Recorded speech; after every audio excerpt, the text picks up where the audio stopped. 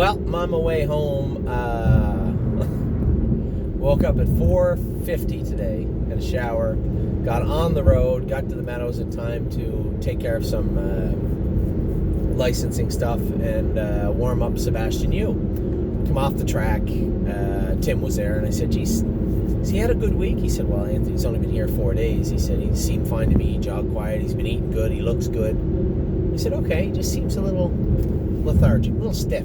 I thought maybe through the ship, it's a hot day, it's 90, 92 degrees or something there today. That's 30 degrees. It was hot. And this is a new place for this horse. So I thought maybe he'd get over it. Post-sprayed him, he had his ears up. He seemed like he was happy, content. Obviously, you saw what happened. Went to go up to the gate. He was really lethargic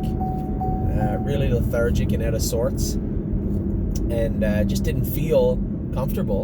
And then going in behind the gate, he did something weird. I went to bring him up into position. I thought I had timed it right. Went to come up into position. He kind of sashayed around, looked around at something. There's nothing there. And then he just kind of rolled off. Now, in hindsight, I know what he was doing. He was looking for a way out. Poor bugger. He was full of mucus. They had him scoped after. The vet said 9 out of 10. Full of mucus. You might say, how don't you see that? Because you can't, right? Lots of people go to work plugged up. They don't got to play basketball on an NBA team. This horse had to race as good as he could race today to beat those other colts. Regardless of how good we thought he was or we think he is, he still had to race the best race of his life to win today. And he wasn't as healthy as he could have been. Not anywhere close. So what was he doing going up to the gate? He's looking for a way to make a break. He's just smart. And he did. So I talked to Tim after we got the news, and I spoke to the vet. I had driven another horse at this time. I'd already warmed up willpower fashion. My day's off to a bad start. I assume it's like a baseball player. You go up and strike out the first at bat or two, you're a little shell-shocked. So now my day's in jeopardy, right?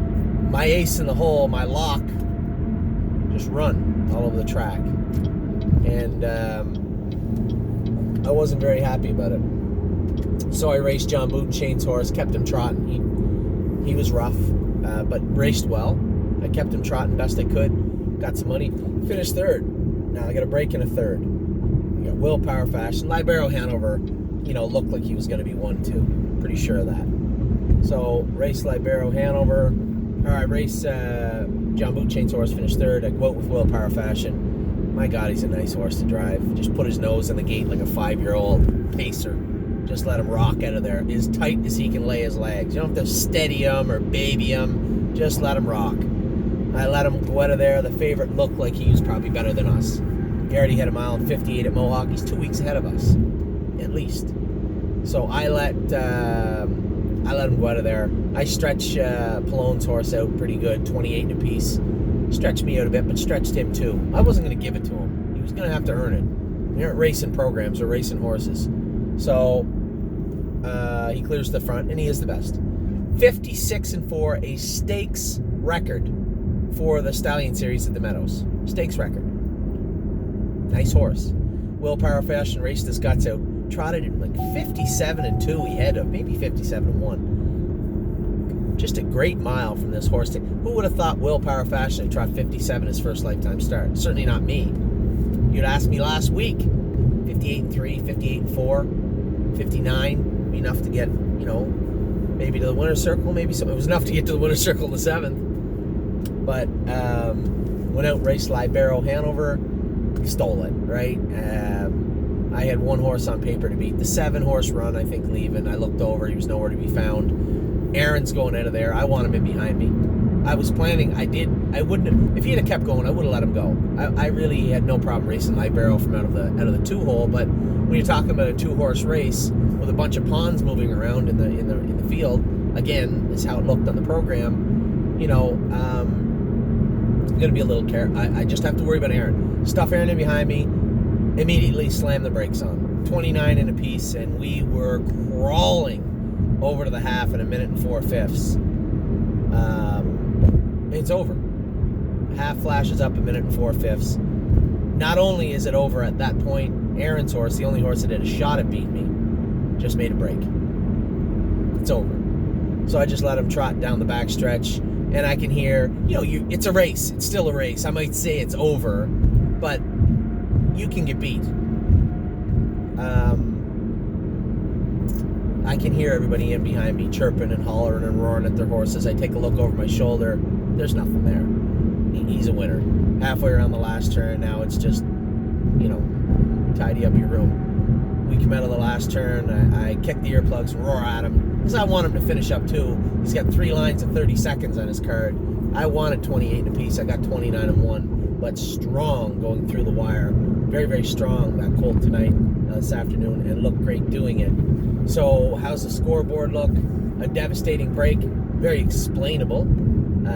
In the first division, we had a first, second. I had a first, second, and third. We had a first and second. The most we could have left Washington, Pennsylvania with today was 30,000. We took half that home. So it's not a bad day at the office. Willpower Fashion raced much better than anybody could have predicted.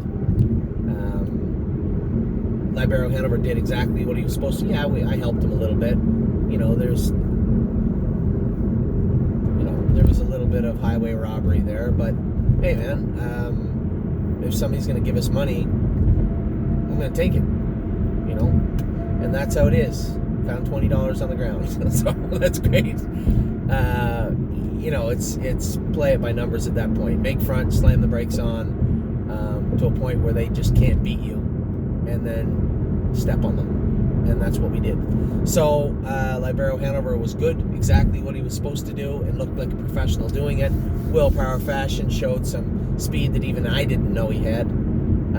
John's horse was good, and Sebastian Ray, an unfortunate break, but you can't race when you're sick. And a few things to work on with him, but I don't suspect there's any problems. I think we're going to race him in a follow-up race at some point over the next 10 days. I'd say 10 days from now.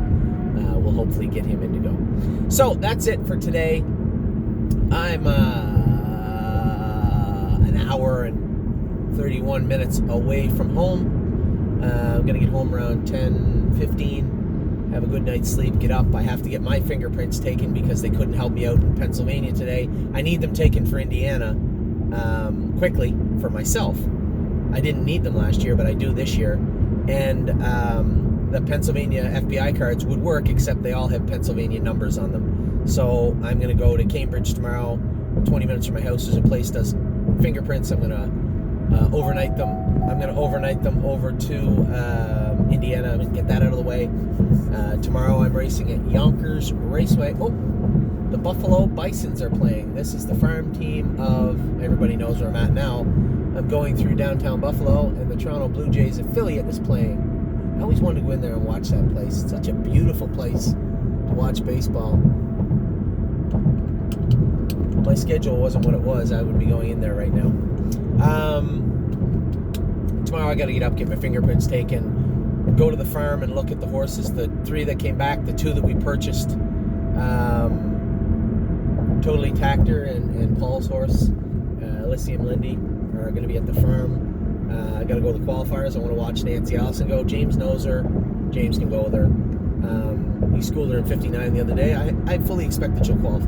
I'd be upset if she didn't qualify. And then I'm going to get on a plane, go to Yonkers, 2 o'clock, 2:30 flight, get there at 4 something, and then fly home the next morning very early, get in the car. My wife is going to pick me up at the airport with the kids, and we're going straight to the Bucharest, or whatever the hell it is, fair in Ohio. So today kicked off what could be, should be, and hopefully will be a huge week for us. The heavyweights are coming up this week with Globe Trotting, Knockdown Dragout, Spend That Money, Ale Sund, Compass Rose DC, Harness AM. They're all coming. West 52nd, yes, and our girl Emerald Miss. I'm going to try and get her back on track. So the meat of the order is on its way. Hopefully a good start to a great week. Talk to you guys soon.